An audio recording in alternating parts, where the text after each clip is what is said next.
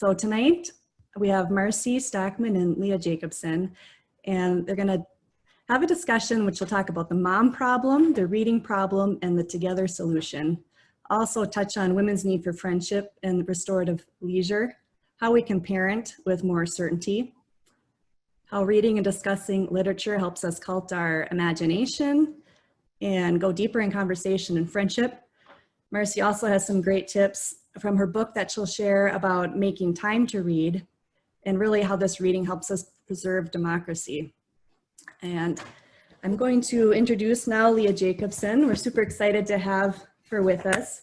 She lives in our same town, which is pretty awesome. She's been working with young people and mothers since the year 2000. She's a mother of 7 herself and an international board certified lactation consultant. And she has a real passion for supporting young women as they transition into becoming new mothers.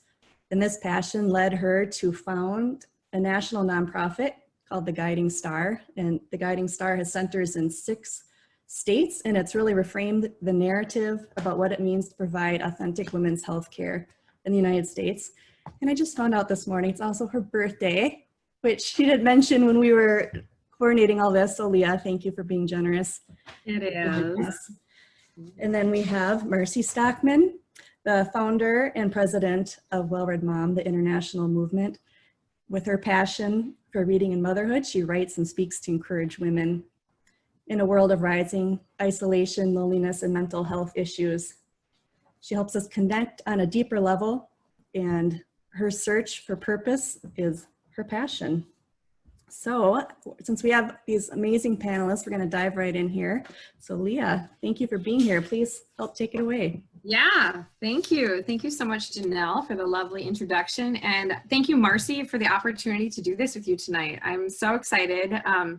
Janelle mentioned, we live in the same town, and it's just been such a blessing for me to get to watch Well-Read Mom, kind of grow up at the exact same time as I'm growing Guiding Star. And so, I think our nonprofits, I think we even founded them in the same year. And so God's been doing really, really tremendous things in little Crosby, Ironton, Minnesota. This has been fun. Leah, I think we've helped each other stuff envelopes together. So I think we have. I think we have helped each other stuff envelopes. I think you're one of the only people that really understands what it's like to found a nonprofit from the ground up and not know what you're doing. So it's been really nice to have that solidarity with you, Marcie. I am really excited for this tonight. So I've got my copy right here. You were so kind to sign it for me last year, and you gave me a really sweet inscription and just saying, how wonderful it is to be on this journey together. And so I really treasure this book, Marcie. I thank you for writing it, and I'm excited to talk about it tonight because you should be out all over the country sharing the wonderful message that's in here, just for women to read more and to read well and what that brings to our souls. So I'm glad that we can do this virtually.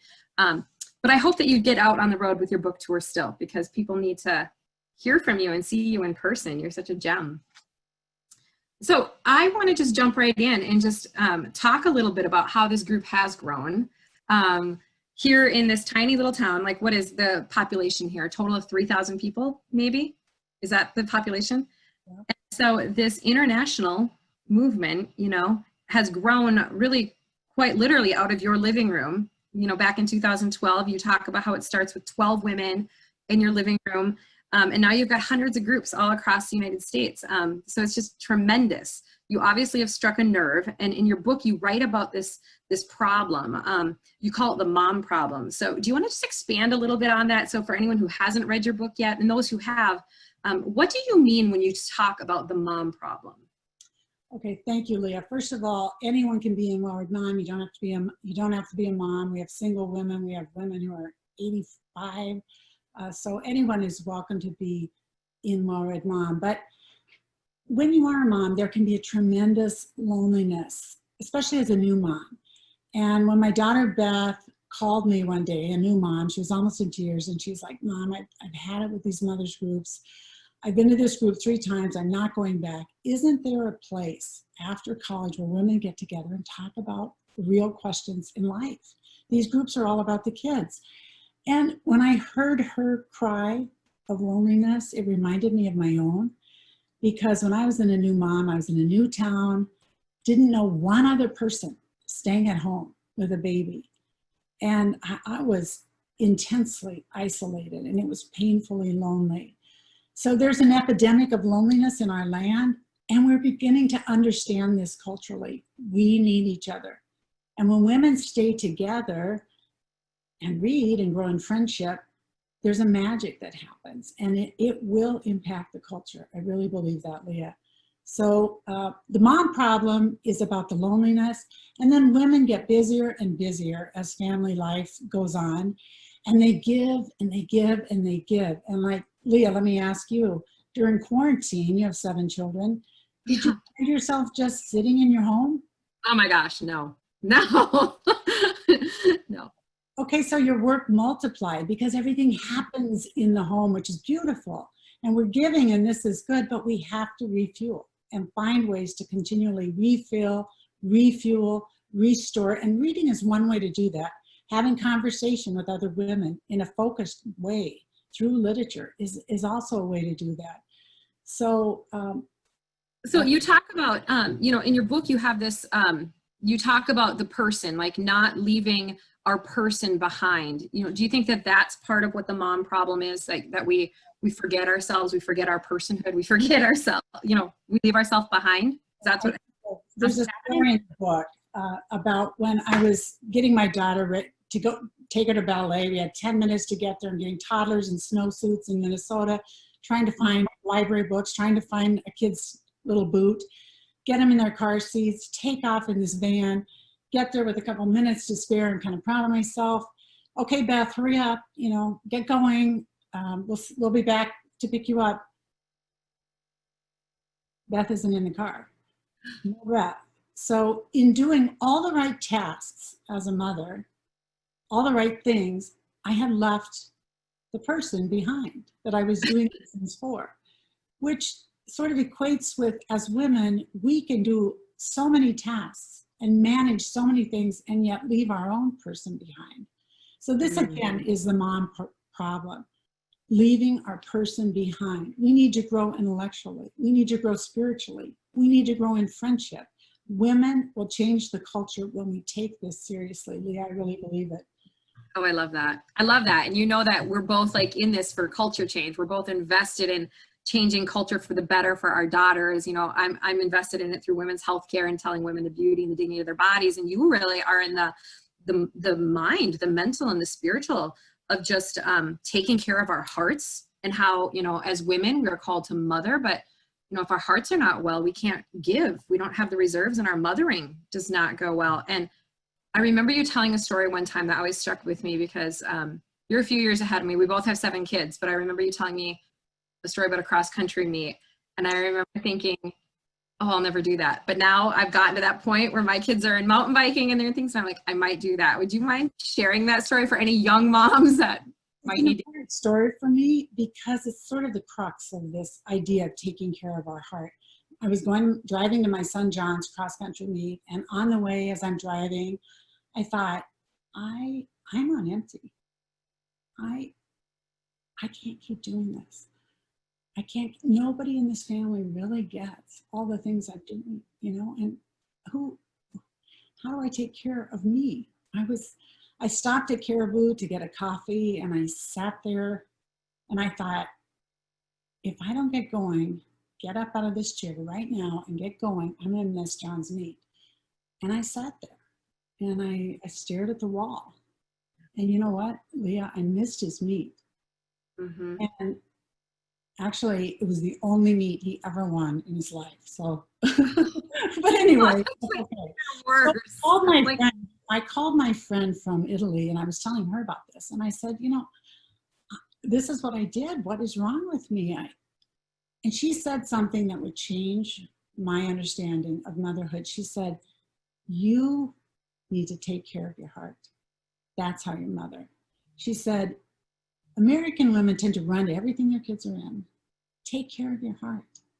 And I understood that I didn't understand exactly what she was talking about, but she's a wise woman, and I know she was speaking truth. So I had to ask, what does it mean to take care of my heart? And I found, Leah, that reading literature, growing in friendship, growing in conversation with other women, it has something to do with it. It helps. It helps keep that, the reserve, some fuel in the tank. So it seems almost like as moms though, especially when you're in those like hard early first years of children are so needy, like it's constant, it's food, it's clothing, it's baths, it's diapers, it's everything. Do you ever feel like, that maybe that somehow like your self-care, that reading, that what you were doing, that it seems to be taking away from your children, that it's taking you away from your children? Like, how do you reconcile that?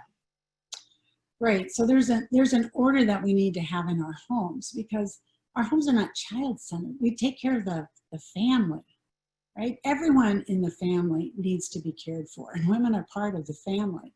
So my friend Terry, she lives 7 houses down from me, and we raised our kids. One day I snuck up to her house and I, poked my head in the door, and oh my goodness, it was a mess. Dishes overflowing, laundry was sort of all over on the floor. And there's Terry in the living room on the sofa reading a book that we're going to read, not this year, but the next. We're going to repeat this one, Kristen Lamon's daughter. And she comes into the kitchen where I am, and she's like, "This is your fault." And I said, "What's my fault?" And she said, "Look at this place. It's completely out of control." And she said, "You gave me this book and I can't put it down." And I'm going to, let's see, read from the book here. For a week, maybe 2, she took time to read this great book. And that meant leaving some things undone. Well, fast forward maybe 15 years. Okay. And her son, Colton, comes to my door one summer in June, knocks on my door, I answer, and he says, "Hey, Marcie, it's kind of chaotic at our house. Do you think I could use your book this summer to read some books?" And there he stood with a stack of books, C.S. Lewis and Chesterton and all these wonderful books. And I thought to myself, are you kidding me? You can use this stack anytime. So look what happens there. Terry was doing some wonderful parenting, lying down on that sofa, reading a great book. See, when moms read more, guess what? Everybody reads more. Your husband reads more. Your kids, eventually, you might not think so right now, but just stay with it. They start to think, what is going on there in that book? Like, mom is reading. Mom is meeting with friends. Mom, first of all, mom has friends to meet with. That's a big thing. So kids see reading is pleasurable. They associate that. It's not just a school time thing that we stop when we're done with school. No, it's actually a lifetime possibility. So Terry was doing some great parenting those weeks she was reading that book. I love that. I love that, because you look at the mess that's all around you and you just, mom guilt. We just heap this guilt upon ourselves that somehow we're not being enough or doing enough, but really that intentionality and that witness, I remember hearing one time that a woman who, somebody had said, well, is it a waste to educate our daughters? It was an old quote. And they basically said, even if all she ever does is bear children, which is like no little thing at all, but an educated woman multiplies her education by all of her children. And a woman that reads is passed on to all of her offspring. And so like the importance of moms reading in particular, that our children just, they're little sponges, and what we learn, they learn, because we share it with them. It's the nature of motherhood. So, I love this quote. Is this your quote, Marcie? Do you want to read it? This is great. Is it this one I was beginning to see that take it? No, it says, when life becomes a kind of doing that lacks a sense of the mystery of being, we are not able to be present to our children in as true a way. Do you remember saying this? Because it's really good.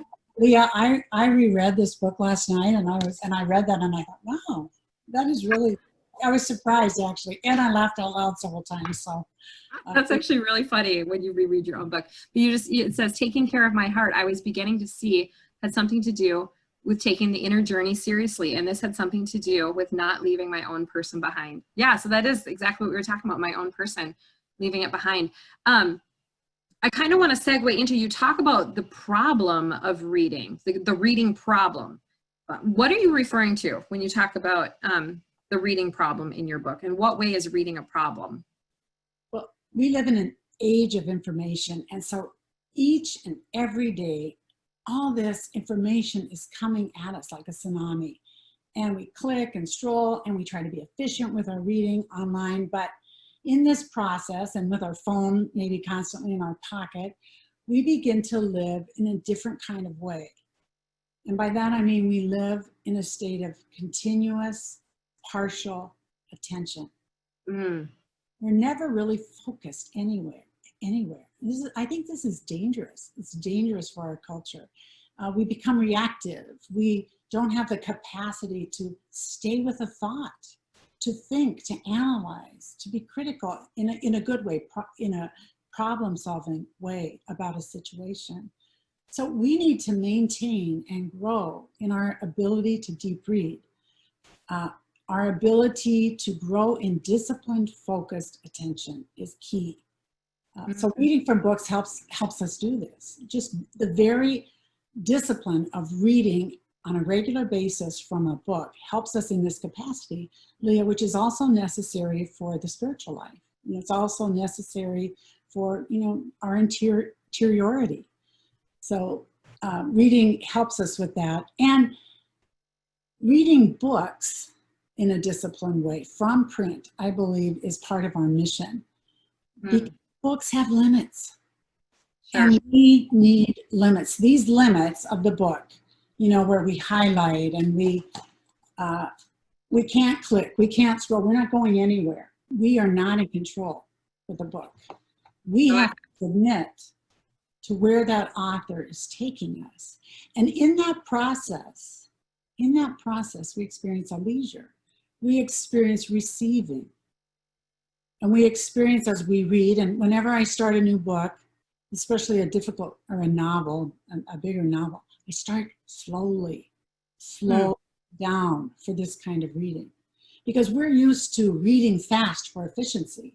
And then we get to a book, I don't have one here, but we get to one of our Wired Mom books and we read about 15 pages and think, uh-oh, I don't understand anything I read. What's happening to me? I'm not smart enough to be in this. Yes, you are. This is happening to all of us. Reading novels is harder than it used to be. But we need to read literature because it teaches about us, about our own person, about our own humanity. It helps us see a wider perspective. It helps us walk in other people's shoes. But just slow down. If women will stay with us and persevere consistently, they will say something they've maybe never said before, and that's, I am a reader. I love that, how you have just kind of differentiated with, the problem with reading currently is that we're reading just such quick snippets. We're reading news stories. We're reading, online things. But I love how you tied that to the boundaries of a book, and how you can waste, you can waste an hour just clicking from one story to the next story to the next story. And after that hour, you really have not had one progressive thought followed through at all, because there's no boundaries. There's no boundaries to the internet. And I've never thought of that, Marcie, but that's... When you see a link to click, you have to make that a decision. So you stop the reading you're doing to decide, which puts you in another area of your brain, the decision-making area of your brain. So you leave that area of the brain where the deep reading happens. We don't get to the deep reading because we're always switching to our frontal lobe. So deep reading, where we don't have distraction, we can focus, we can slow down, will help us think, grow in our thinking capacity, grow in our intellectual life. Well, and the other really quick thing I just want to touch on there that really struck me is the boundaries of a book. That you have to follow that author's path. And there's a study that was done that's really reminding me of, because you said that's what true leisure, it allows us to relax when we know the boundaries. And there was a study done on the school children on the playground. And so they put a group of children on a playground that had a fence, and they put a group of children on a playground that had no fence. And what they found is that the children with no fence, they had thought they might wander off and go further away, but they did exactly the opposite. They stayed very close together, and they stayed because they were unsure, and they weren't comfortable with their space, versus those who had a defined boundary explored the whole space and relaxed and had true leisure and fun. And so I think just that the boundaries and the discipline of reading, you're right, it does allow us to just give up some control and not worry and relax. That's beautiful. And when you're planning your schedules for the fall, and none of us really can plan our schedules for the fall at this time, it's frustrating. But anyway, write in your calendar, put reading in there, 20 to 30 minutes a day. And you know what? If you really, for some reason, can't get to it, maybe on the weekend, then you'll double up and read an hour or two. But put it in your calendar. It's important. It should be scheduled in because you're worth it. We're worth it. And if we're going to do something, ladies, for our culture, for our children, we need to be intentional about it. So is that also why I know that you're very insistent and like very passionate about women reading together? Is it an accountability thing? Like, what is the importance about women reading books together? You know, Leah, I think staying together is everything. Staying together matters. I want friends. So you know what? Because I want friends, I love my friends. Janelle, Nicole, who's here, Leah, we're in the same group actually together. I want to see my friends, so I'm going to be more faithful for my friends than I might be for myself in reading books. When we stay together, we encourage each other. We have a way to cheer each other on. So staying together matters. No, I really love that. I love that. Yeah, face-to-face conversation, most human and humanizing thing that we do. It's where we learn to put ourselves in the place of the other. That's a beautiful quote. Sherry Turkle. I don't know her, but it's a great quote. I love that quote. So just that face-to-face conversation, that being local, almost like being engaged with the people around you, you know, increases our empathy. I think that's really, really gorgeous. So you said that you've talked a little bit about maintaining civil society, you know, and just being in person with one another and connecting with others. How do you think that, you know, connects with just society at large and culture and the creation of a more positive culture? Right. Well, lots of ways, Leah, and we don't have time to get into them, but I'll talk about a couple tonight. When we get together and have conversation in a focused way about literature, we're actually learning about so many things. We're learning how to read body language. We're learning how to understand, you know, facial nuances. We are rescuing language because we're exposing ourselves to beautiful language, which has been so reduced with texting or other forms of social media. So we put ourselves in this environment that's rich and beautiful and focused. And these skills help us grow in the ability to have dialogue with one another, to have an exchange of ideas. These are skills that are necessary to maintain a civil society. And there's a trend, according to a report from this huge study, Reading at Risk, that reading levels among all demographic groups in America, all groups in America, from Ivy League educated to, you know, dropping out of school, all groups indicates that all levels are lowering. And this indicates an imminent cultural crisis.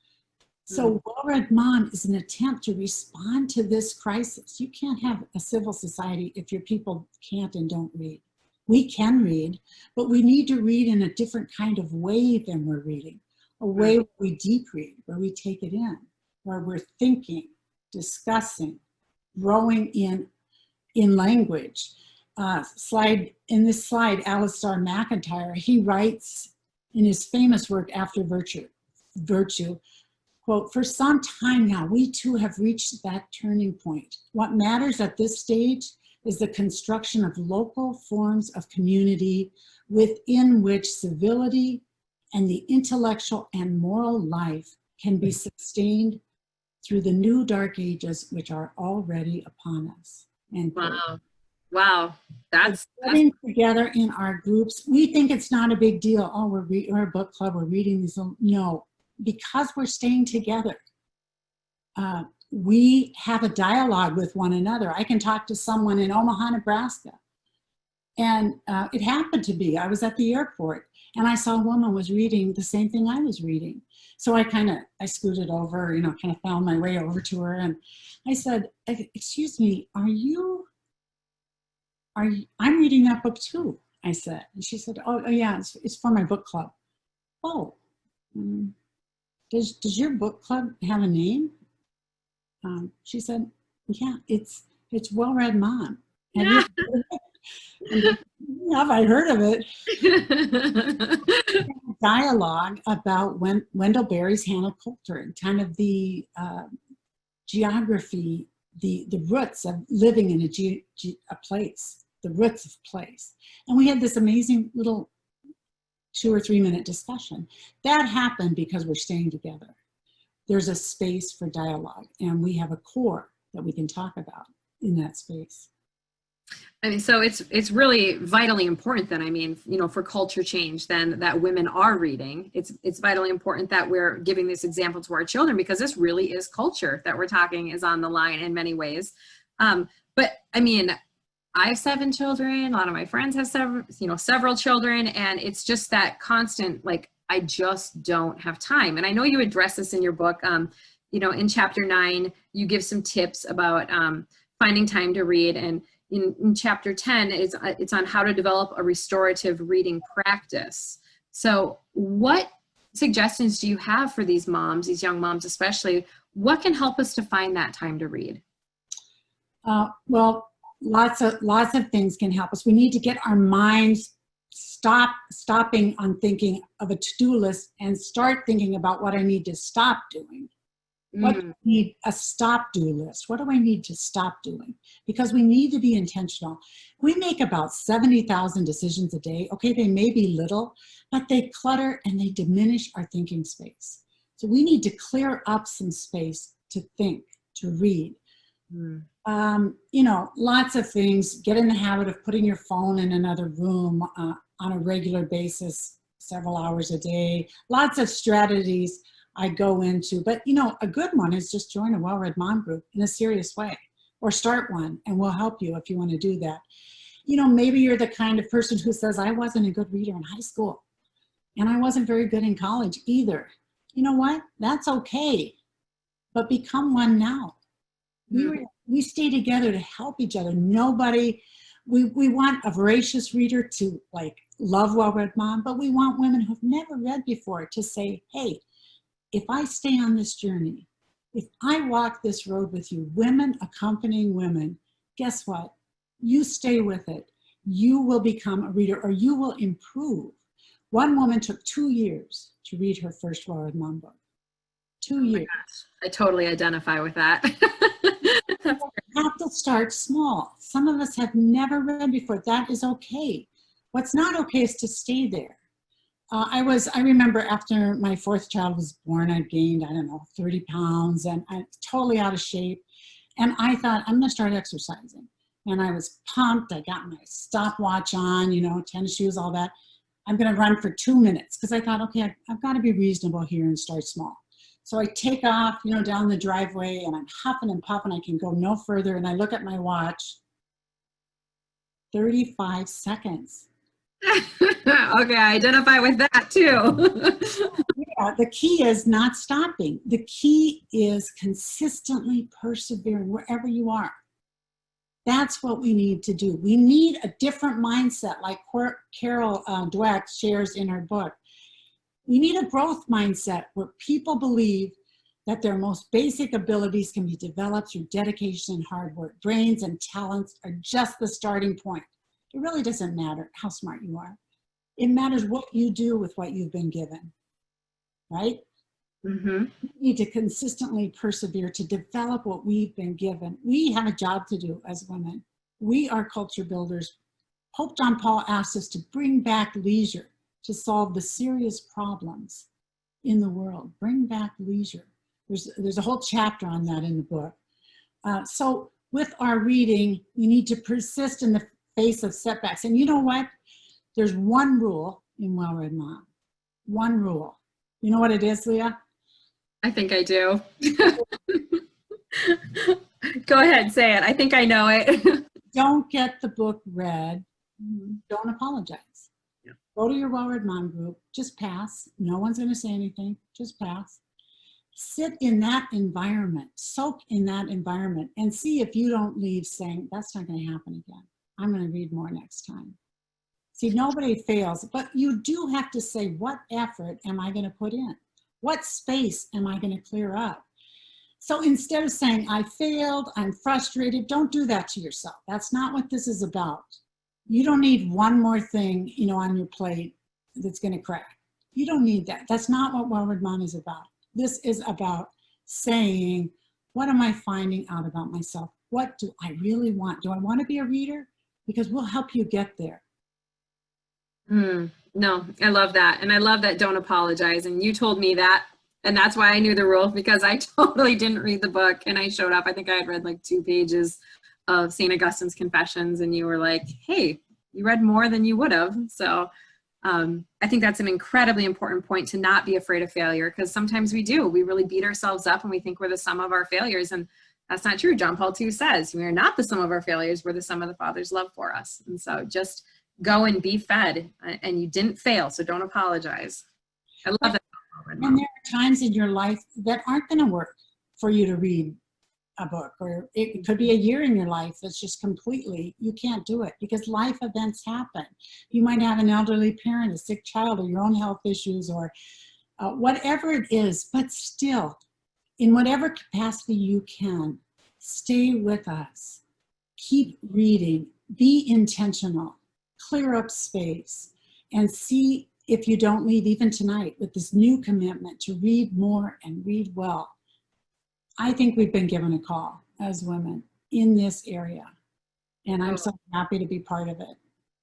No, I absolutely agree. And I think just transitioning a little bit into, the actual organization, of Well-Read Mom, women really seem to be connecting with this. Like we mentioned, you went from 12 women at your house in 2012 to now thousands of women, hundreds of groups all around the US. And so that, it makes a huge difference when we're reading books together versus on our own. And we already just kind of talked about like how important it is to stay together with that. And the friendship element, like, the need that we all need friends. We're feeling lonely, we're feeling isolated.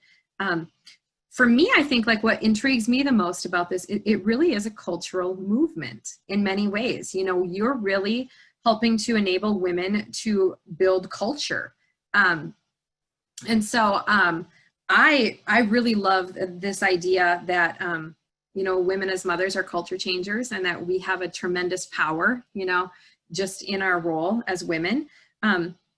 I don't know, what would you say to that? Or like, how do you see reading and culture and women, kind of all fitting together? Well, Leah, when we grow in our person, we have more to give to our children. When we deep read, like we're talking about, when we read literature, we understand the human condition in a new way. We see things about ourselves that we haven't seen before. We see people, we might see a woman in a book whose heart is really hard. And then the next day we see, that's me. That's what I'm doing. I'm doing the same thing she's doing in this book. We need to see ourselves in order to grow. We have to become aware. In order to change, you have to become aware of what you're doing. So it's like a mirror held up, and you see something yourself. And then when you get together and discuss it, and other people share things they've seen, your perspective just widens all the more. So the impact on culture will come from our personal growth. Remember St. Catherine of Siena, become who you are, and you will set the world on fire. Who are we? We're women. We are human beings created in the image of God. We have a father, like you said. Women are the key to cultural change. Here's what one of our Well-Read Moms wrote to us. She said this, she said, quote, "Could a book club for moms change the world, one reader at a time?" I think that's exactly what is happening. This is not just a way to spend my limited free time. It's a way to improve my life. It makes me better, more thoughtful person. When I am a better, more thoughtful person, I'm a better, more thoughtful mother, and my children can only benefit from that. One book at a time, we become more thoughtful people. We grow in our humanity. I And love, that enables us to engage in the culture in a different way. I love that. We stay with the tensions in the culture. Well, Stay and with the rest in a different way. sorry, I'm just like thinking, and I'm excited because you're talking about as we grow in our own humanity, as we, you know, see ourselves in the characters and we identify with the characters, and our own humanity is growing. And then, you know, I think that is also allowing us to see the humanity of others in a new way, and give them the dignity and the respect that they deserve. I think that we probably have a real lack of that currently. And so, I mean, any effort to increase the ability to treat others well, yeah, I love that. If we're growing in our own humanity, we'll see the humanity of others in a better way. Right. And culture comes from cultura, to tend the soil. And so in our homes, in our particular environment, we're reading, we're having discussion with one another, we're being with one another rather than just managing our kids' lives. Okay. So this being with our children, this dialogue in our families, this reading, is building culture. It's creating an environment within the soil of our homes, literally, right? Because there's My house is actually really dirty.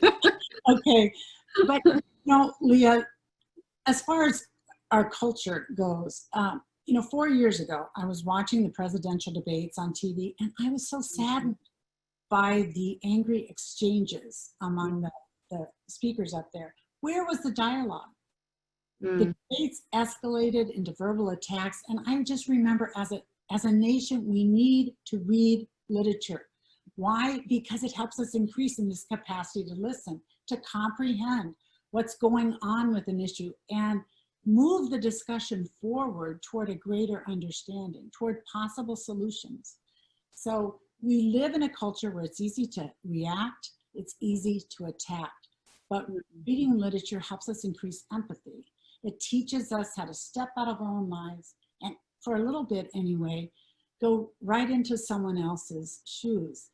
This summer, I'm pre-reading along with some others, some other women. We're pre-reading some books for the following years, and this book is on our list, the narrative of the life of Frederick Douglass. And I was reading it this summer, and he writes about how he learns to read and how his person that was in charge of him, didn't want him to learn to read. No slave should learn to read, he said. But he understood from that, that's the very thing he needed to do, was learn to read. And he was so creative in how he found ways to learn his letters and learn to write and learn to read. And when I was reading this, honestly, I had tears rolling down my cheeks. But this will be on our list. So he writes, as he was reading some documents, these were choice documents to me. I read them over and over again. They gave tongue to interesting thoughts of my own soul, which had frequently flashed through my mind. The reading of these documents enabled me to utter my thoughts and meet the arguments brought forward to sustain slavery. So you see, Leah, once he learned to read, he increased his vocabulary, and the words that he read gave tongue to interesting thoughts on my own soul, which had frequently flashed through my mind. He was able to stay with those thoughts. He was able to analyze those thoughts. He was able to make an argument and bring forward some arguments against those who wanted to sustain slavery. So it was very important learning to read in that process. Well, I think that's so fascinating too, because, you know, for those of us that are really engaged in cultural change, that we want to see culture change, we want to be really involved with the formation of society. And if you don't know the words, if you don't understand the rhetoric, if you don't even know the space you're stepping into, yeah, I find that the books that are the most like enlightening or give me the greatest direction, you know, are actually from people that would, you know, I love reading Margaret Sanger's original writing, and I love reading Betty Friedan, and I love reading these women who have completely different thought processes, but yet the language they use and the words that they're using, it helps to expand and open up my mind to understand arguments that I wouldn't have even had words to describe. So I totally get what he's saying. You know, if you want to fight an injustice, if you want to do something in the world, you have to read a lot and understand the problem fully. Right, right. So Leah, the simple proposal that we have to read and discuss books together is not a small thing. No. It is not a small thing for us to maintain and grow in our capacity and our ability to read from print, to read literature, to understand humanity, the human condition. There are personal, family, and cultural consequences when we do this. And Well-Read Mom is a grassroots effort, grassroots, to promote reading. And it's working. Since we began, since its inception in 2012, and actually there were 22 women in my living room, thousands of women have read and discussed great and worthy books together. Thousands of friends, neighbors, relatives, and most importantly, children have been impacted as well. So to keep the flame of reading alive in our culture, ladies, we've got to take this road less traveled and we've got to do it together. And so I'm so thankful that you joined us tonight. I think Janelle has some things for us, but I just want to say thanks for tuning in. Thanks for reading this book. I don't know if you can see in my background here, but we've got a lot of these to move. So please hand it out, give it as baby gifts, whatever. And thanks for joining us. And it's just really a privilege for me to be on this journey with you.